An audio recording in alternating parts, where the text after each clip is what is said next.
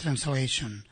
My dear King Parikshit, I have now described the wonderful power of Krishna as displayed when the Lord delivered the king of the elephants.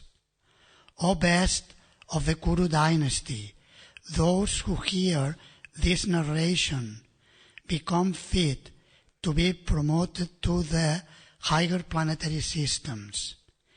Simply because of hearing this narration, they gain a reputation as devotees. They are unaffected by the contamination of Kali Yuga, and they never see bad dreams.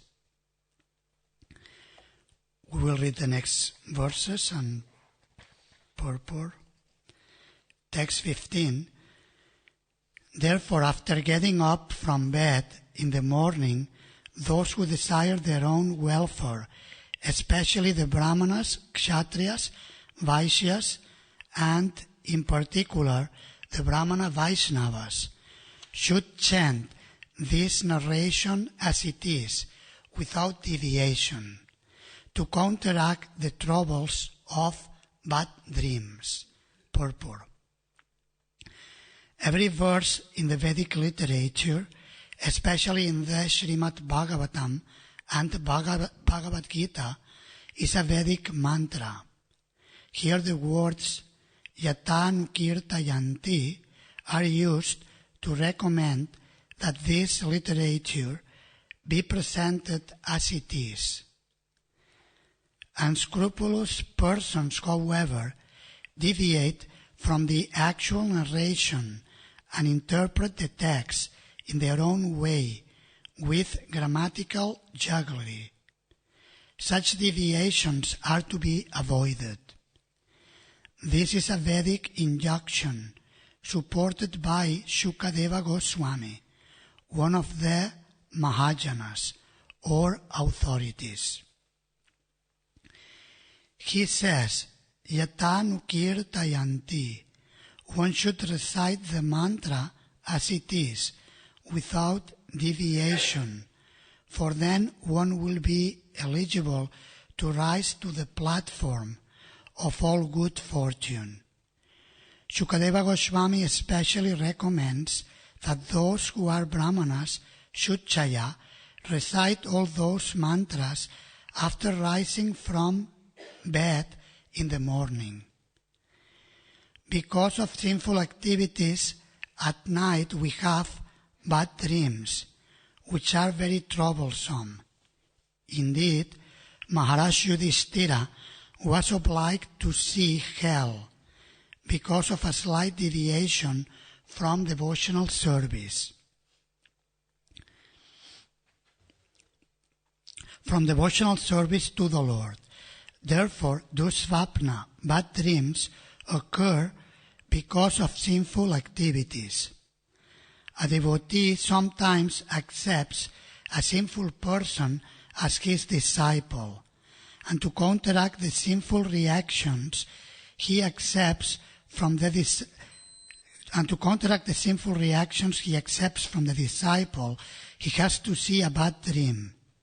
Nonetheless, the spiritual master is so kind that in spite of having bad dreams due to the sinful disciple, he accepts this troublesome business for the deliverance of the victims of Kali Yuga.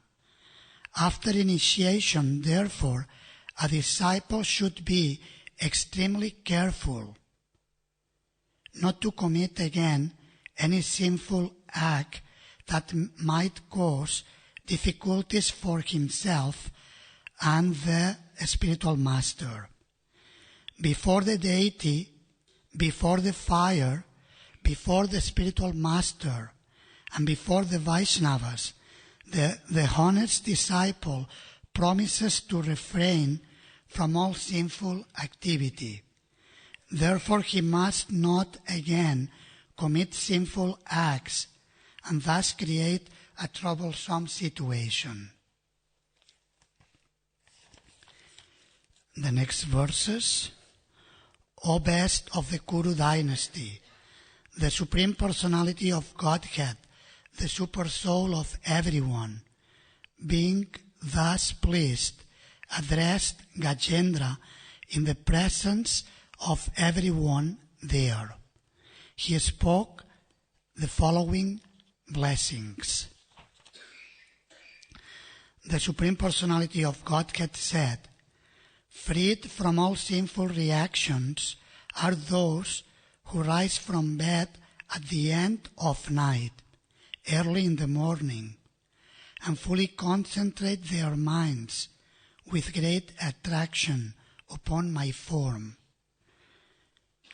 Your form, that means Gajendra's form, this lake, this mountain, the caves, the gardens, the cane plants, the bamboo plants, the celestial trees, the residential quarters of me, Lord Brahma and Lord Shiva, the 3 peaks of Trikuta mountain made of gold, silver, and iron, my very pleasing abode, the ocean of milk, the white island Shvetadvip, which is always brilliant with spiritual rays, my mark of Srivatsa, the Kaustuba gem, my Vaijayanti garland, my club Kaumodaki, my Sudarshan disc and Panchajanya conch shell, my bearer Garuda, the king of the birds, my bed Sheshanaga, my expansion of energy, the goddess of fortune, Lord Brahma, Narada Muni, Lord Shiva, Prahlad, my incarnations like Matsya, Kurma, and Varaha, my unlimited all auspicious activities, which yield piety to he who hears them, the sun, the moon, fire, the mantra Omkara, the absolute truth, the total material energy, the cows and brahmanas, devotional service, the wives of Soma and Kashyapa, who are all daughters of King Daksha, the rivers Ganges, Sarasvati, Nanda, and Yamuna, Kalindi, the elephant Airavata, Dhruva Maharaj, the 7 rishis, and the pious human beings.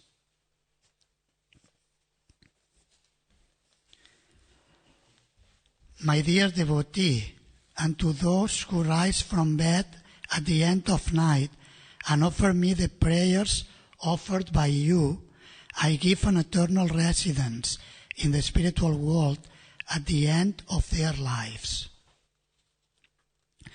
Sri Shukadeva Goswami continued, after giving this instruction, the Lord, who is known as Rishikesh, bugled with his Panchajanya conch shell, in this way pleasing all the demigods, headed by Lord Brahma. Then he mounted the back of his carrier Garuda. Om Ajnanatimirandasya Gyananjana Shalakaya Chakshurum Militam Yena Tasmai Shri Gurave Namaha. Nama Om Vishnu Padaya Krishna Prestaya Bhutale Srimate Bhakti Vedanta Swaminiti Namine.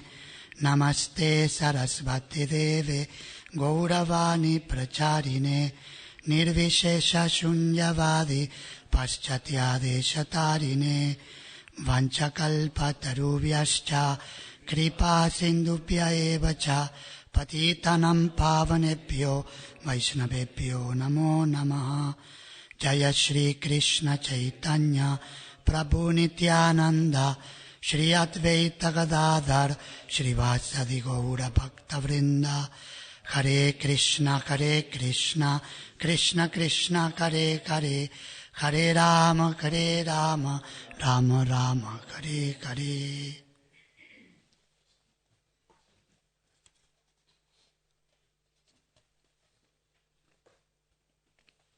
Hare Krishna. This verse speaks about how to get rid from bad dreams. Any of you has bad dreams sometimes? Sometimes nightmares? This can be taken in the literal sense, or can be taken also in the more deep sense of material existence being a bad dream or a nightmare.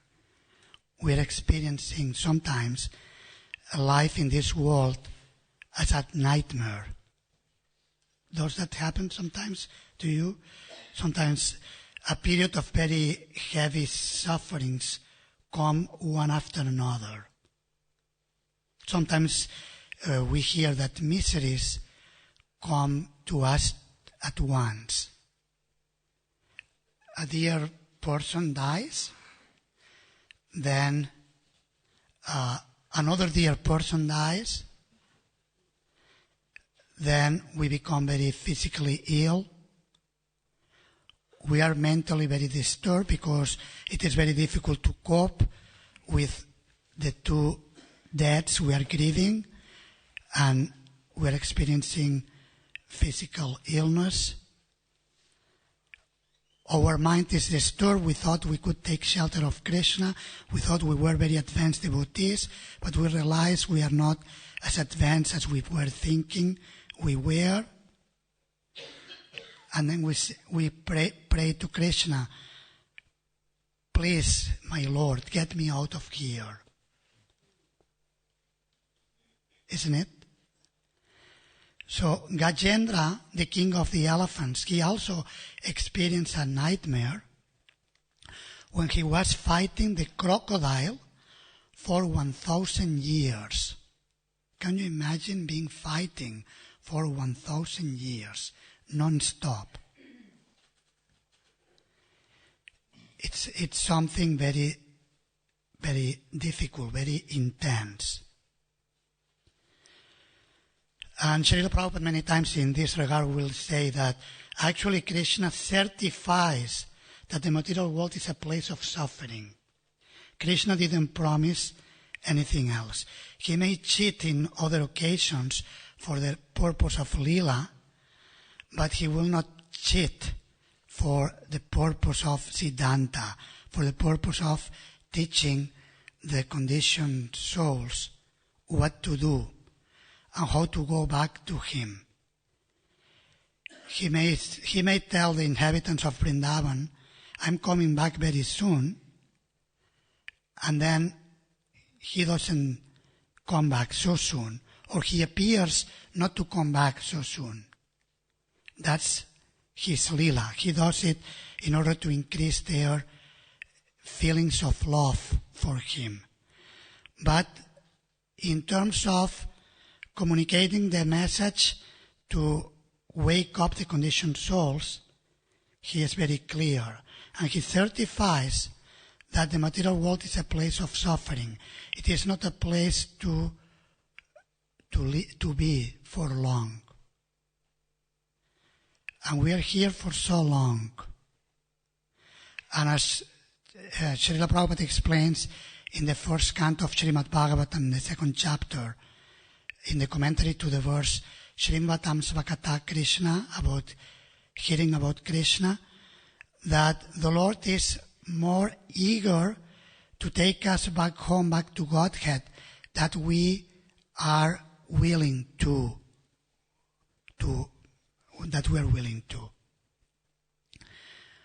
Even when we chant Hare Krishna, many times we are distracted. Isn't it? We're chanting, but we're thinking of so many personal things. We are serving the Lord, but we have many other interests. I'm talking in general. I don't say you. I say in general. We tend to, even if we want to become pure devotees, or we are practicing the process of pure devotional service, still the tendency is to go astray. Like driving a car with a broken direction. Did you experience that? Did you ride on a car where the direction was not totally straight? And what does the driver has to do all the time? Bring it back. And therefore in Bhagavad Gita, Krishna says, whenever and wherever the mind goes astray due to its flickering nature, we should bring it back to the control of the self. So, but actually it is not a process, it is not something we can do by our own endeavor.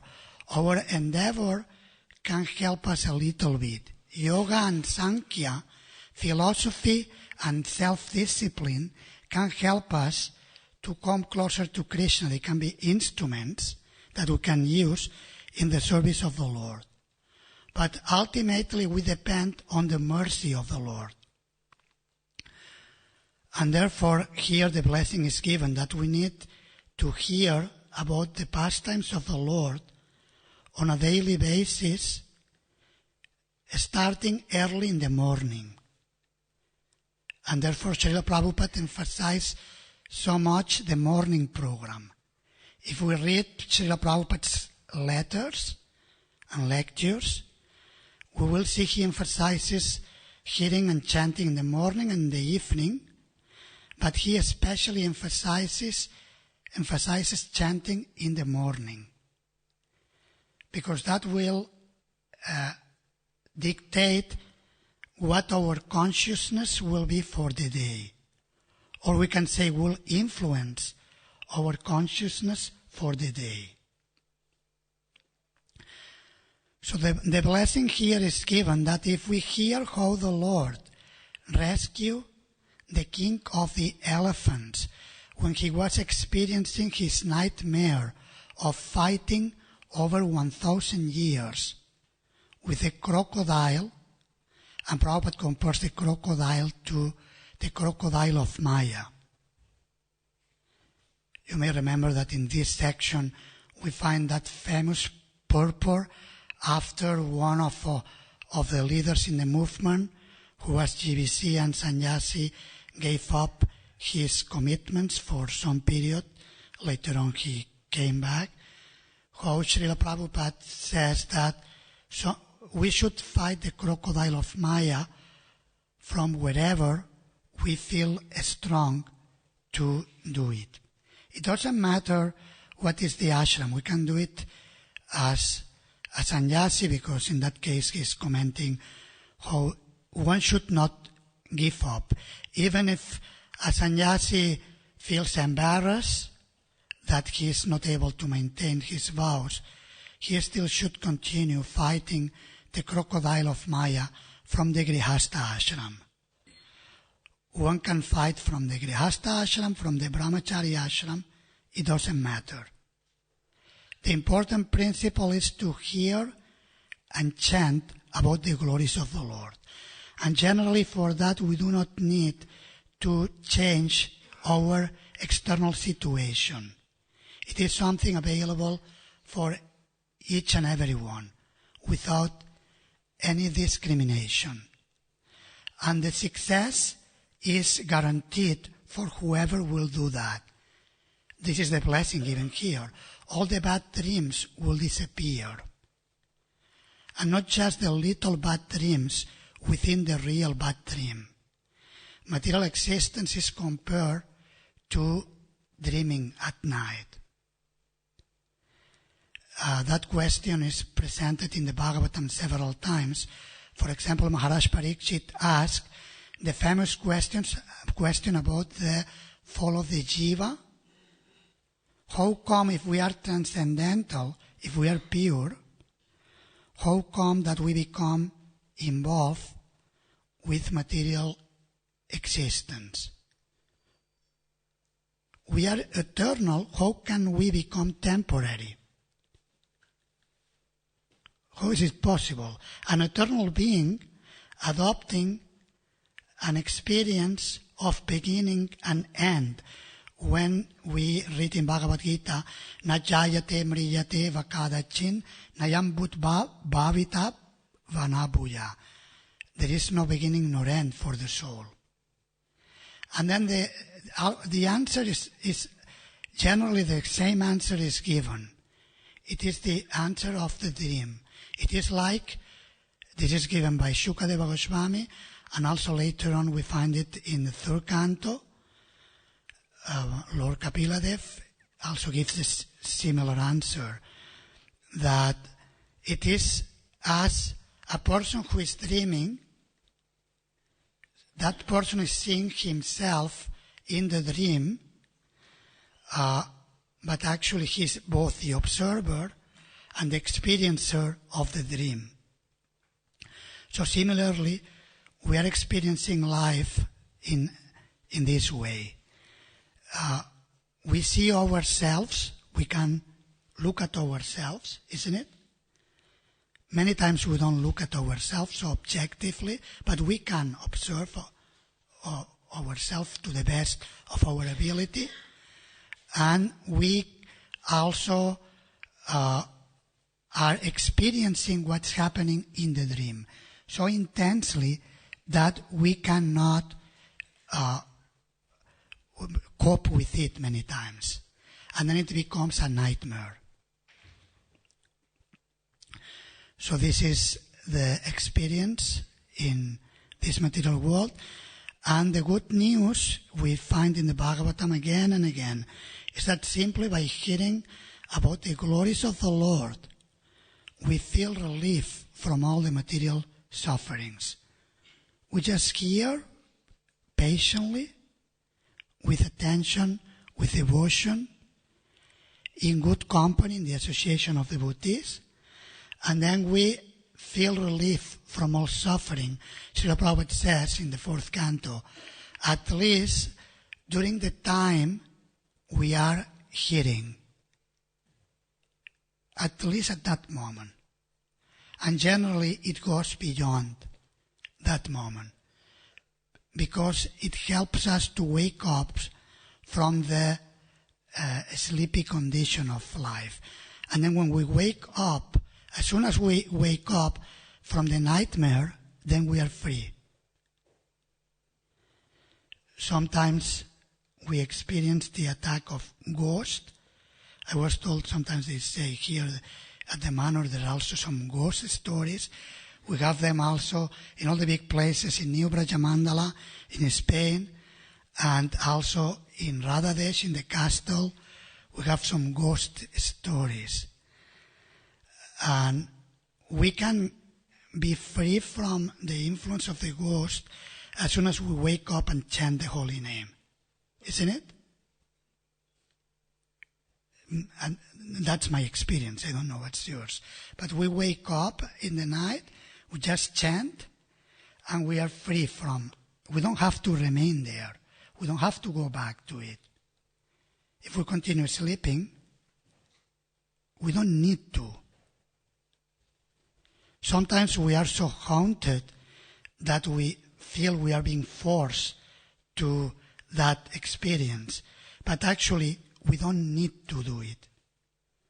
And that's something that it's important for us to take the determination that I don't need this. We need Krishna. We don't need anything else. Or whatever we need, at least should be in connection to Krishna. In the conditioned state of existence, due to our present self-identity, identification with the body and the mind, we may have other needs, and therefore Srila Prabhupada in his books speaks about our psychophysical nature, and we should be situated according to, or we should serve according to our psychophysical nature, which is our natural inclination, what we are able to do nicely, where we feel stronger to fight the crocodile of Maya. So that's there, but ultimately what we need is just to wake up. And therefore the transcendental sound is the process given to help us to wake up. In the same way that we wake up in the morning, especially by sound. Some people don't wake up even with sound. It's confirmed. Shri Shri Radha Gokulananda Ki Jai. So, and if we need further help, therefore the Association of Devotees is there to help us. If we are stuck, we can approach a devotee and get help from that devotee. A devotee we feel confident will be there for us and will support us in whatever we are going through. This is the process of devotional service. It's very blissful. Sometimes the challenge, perhaps, I was writing recently. Last time I was here, I think it was 1 year and a few months ago, and I spoke about, if I remember correctly, or maybe it was 2 times back, I spoke about the dissertation I wrote about on sannyas in ISKCON. I'm finishing now a chapter before publishing it, and I take the opportunity to ask for your blessings so that it can happen this year. I would like to publish it this year. And this new chapter was to make it more, like to give some positive suggestions for the movement, for like some food for thought that we can reflect on and see how we can improve things. Particularly this is focused on the sannyas ashram. So one of the points that came up was, while writing, this was sometimes when you speak or you write about Krishna or about something related to Krishna service, Krishna reveals things. And one of the misconceptions that came up during the dissertation was the misconception of the infallibility of the self. We may think that because we are Krishna's devotees, we are automatically infallible. And certainly we are, in as much as we are surrendered unto Krishna. But it is Krishna who is infallible, and we become infallible when Krishna chooses to protect us. But actually, if we think we are infallible, particularly by we accept the sannyas order of life, and we think we are infallible, this is actually a misconception coming from the Mayavada school, who addresses each other with the mantra Om Namo Narayanaya, chanted in a different attitude than Vaishnavas will sing it. So Vaishnavas will sing this mantra to offer obeisances to the Supreme Personality of Godhead, to glorify Him, to express gratitude to Him, to pray for His blessings, to call out to Him in moments of need, in moments of difficulty. But impersonalists will chant that mantra to offer to offer respect to someone else as God, with the idea that I'm also God. So you are God, I'm also God. So a Vaishnava misconception of that principle is thinking that I have become infallible by renouncing the world. But actually, the only Achyuta is the Supreme Lord. The devotees, even the devotees of Krishna's devotees in Vrindavan, they pray to Krishna in moments of difficulty because they know they are not infallible. Krishna, Krishna Mahabaho. Oh Krishna, you have powerful arms. Please save us from this fire, this forest fire. Please save us from this rain.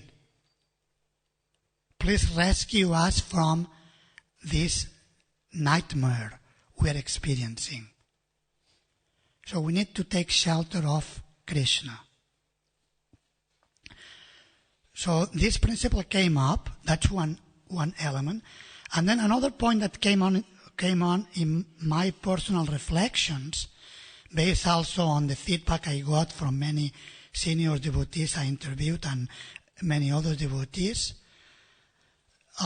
Something that's problematic and that we may need to reflect in terms of the organizational culture, the culture we have in ISKCON,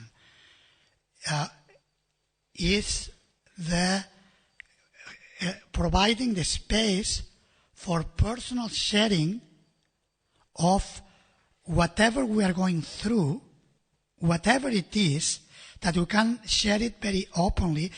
I don't mean with each and every one at every moment, but I mean with particular devotees we feel comfortable to share without feeling threatened that it's going to be used against ourselves.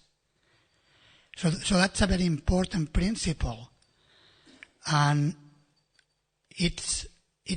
we should see how to create in our communities such a supportive environment that any devotee, whatever he or she goes through, can feel secure, can feel that he's not going to be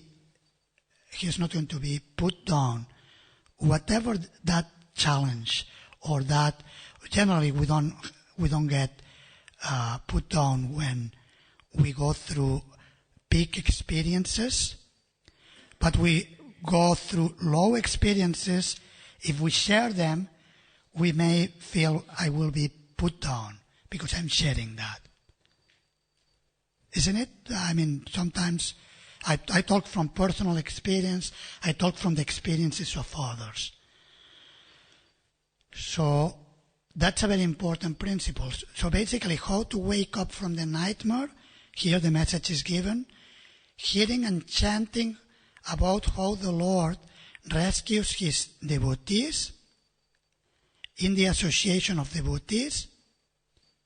So that's the crucial solution. And continue in the association of devotees whatever we experience.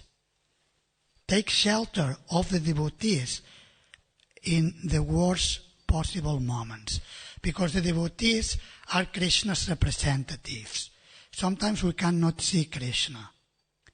Even sometimes we may go in front of the Lord and it may be difficult for us to see him, because our vision is tainted with material perception. Especially if we are down, we talk to Krishna, but we feel dry. We may not see him. But the devotees, we can get Krishna's help by approaching a devotee, by taking shelter of such a devotee. And therefore, Sadhu Sangha is emphasized as the best process, especially in the age of Kali. So the book Bhagavata, Srimad Bhagavatam, and the devotee Bhagavata, these are the solutions for all the problems. These are the panacea for the problems of life. Ultimately, like the root cause of the problems is cut off by the process of hearing and chanting in the association of devotees. Thank you very much for listening patiently. If you like to make comments or questions, you can do it